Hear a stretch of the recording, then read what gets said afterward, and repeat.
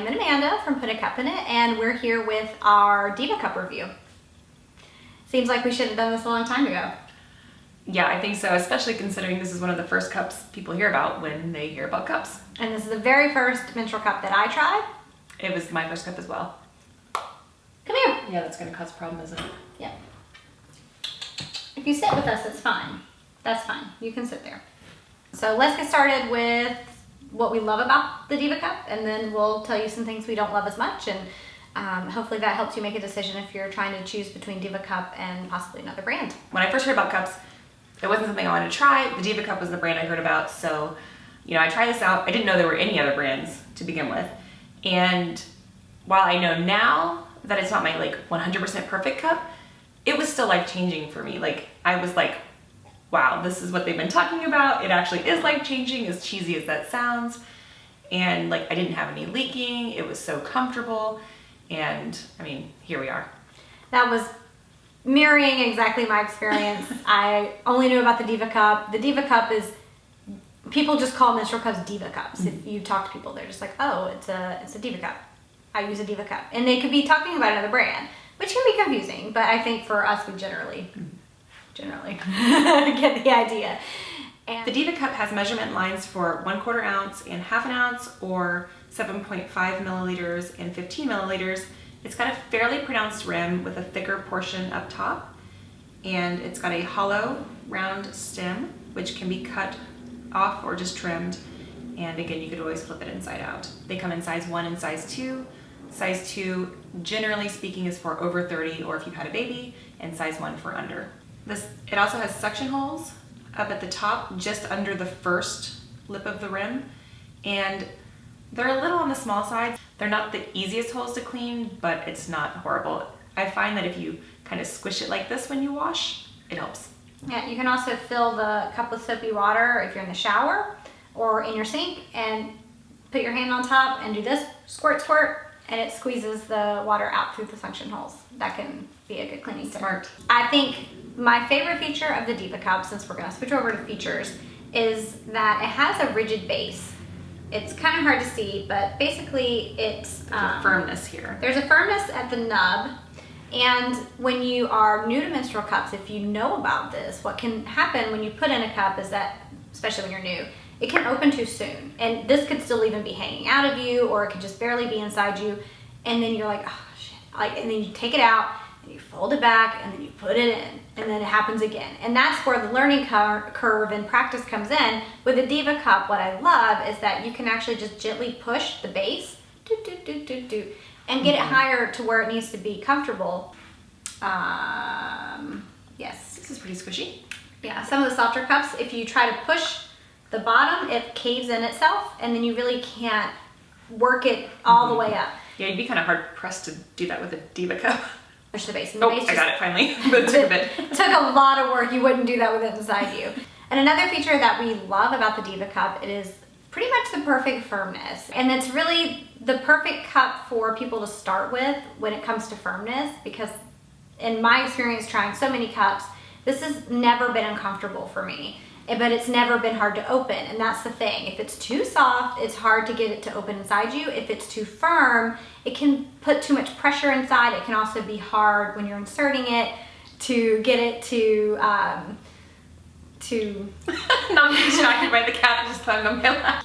With it being too firm, it can be uncomfortable and painful, especially if it opens too soon inside you. It's like, especially when you're not used to removing it too, because you kind of get a technique as you learn. So when you first start, it might be a little more open when you go to remove it or whatever, depending on how you're pinching and the positioning you're using. Right, so it's easy on going in, easy to use going out. I think it's very, very user-friendly in that respect. I agree. And I think it's got a good diameter, just for a comparison, even on the large here, it's not as big as some other larger cups. So I think that's nice, especially for a beginner. And we should also mention capacity. This is good for people who have average cycles. It's not a great cup if you have an extremely heavy flow, but considering the average menstrual cycle is between 30 to 60 milliliters, so 30 would be on the light end and 60 would be on the heavier end of average, just one DivaCup size 2 will hold 30 milliliters at full capacity. So even if you only change your cup twice a day, that is plenty of capacity with a DivaCup. If you know you have a super heavy flow, the DivaCup is probably not going to be the best cup for you, but it's still better than tampons. Yeah, I mean, I know people that have had a heavy flow, and even when that was their first cup, they're like, this is way better. But then they found a higher capacity cup, and they're like, whoa, this is even better. And it really goes into how everyone kind of starts with one cup, and many of them switch to a second cup that they find is just a little bit better for them for whatever reason, one aspect.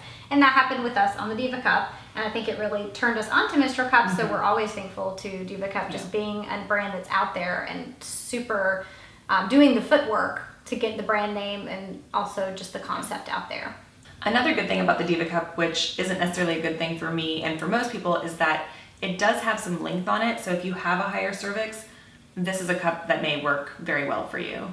Right, but if you have a lower cervix or even on the tail end of low on average, if that's a phrase we can use, it's kind of hard to explain because the cervix moves. Yeah. Just if you didn't know, your cervix does change height and position during your cycle throughout the whole month, not just your menstrual cycle. Most people don't know where their cervix is when they start, and that can be a negative when you just buy DivaCup as your first brand, because if it turns out you didn't realize you had a lower cervix or even a slightly lower than average cervix, even by trimming the stem on the DivaCup, it can just be, it's just a hair. Like, I honestly wish the DivaCup would just like make it just a hair shorter, because I love everything but the length on the DivaCup.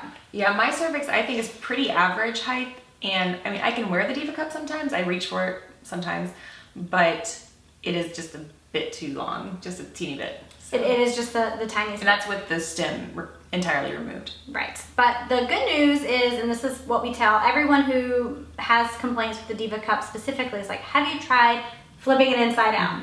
If you flip your DivaCup inside out, and we can show you with one of ours, trim the stem, of course, first. Ours has a stem. You wouldn't want to bleed with the stem. No.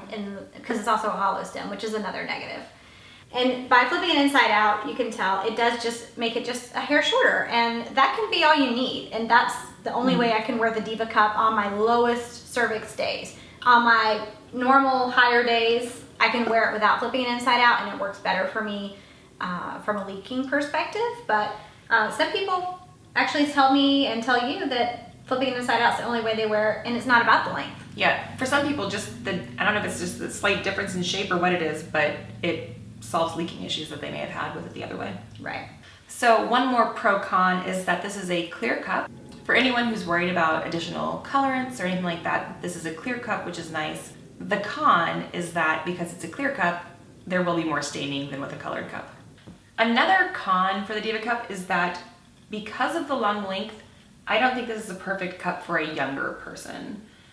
There are a lot of brands that have a bigger difference between size 1 and size 2, whereas the DivaCup, this is a size 2, this is size 1, they are virtually identical. The only difference is a bit of diameter. So you can see, here's another brand, if you want to hold these up, just for quick comparison. This is a lady cup, but you can see there's a very large difference between size 1 and size 2, and this is a bit more typical for other brands.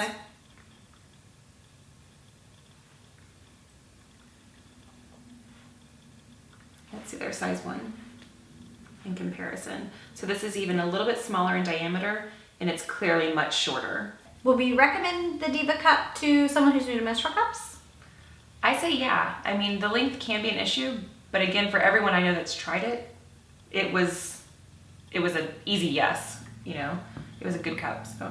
There's nothing extreme about the DivaCup except it being slightly long. So it's just average, like it's the standard. It's what we measure all other menstrual cups against. If we think of other brands, we say, oh, well, it's longer than the DivaCup, or it's shorter than the DivaCup, it's firmer than the DivaCup, or it's softer. And the reason is that they got almost everything right about the cup except the length. So I think everything but the length makes this almost a perfect cup. But for me, and I feel from an average cervix, it could just be a smidge smaller. Thanks so much for watching. We hope you found this helpful. Make sure you like, comment, and subscribe to Put a Cup in It on YouTube. Thank you. Thanks. Oh, Kitty, you're so comfy. Yep.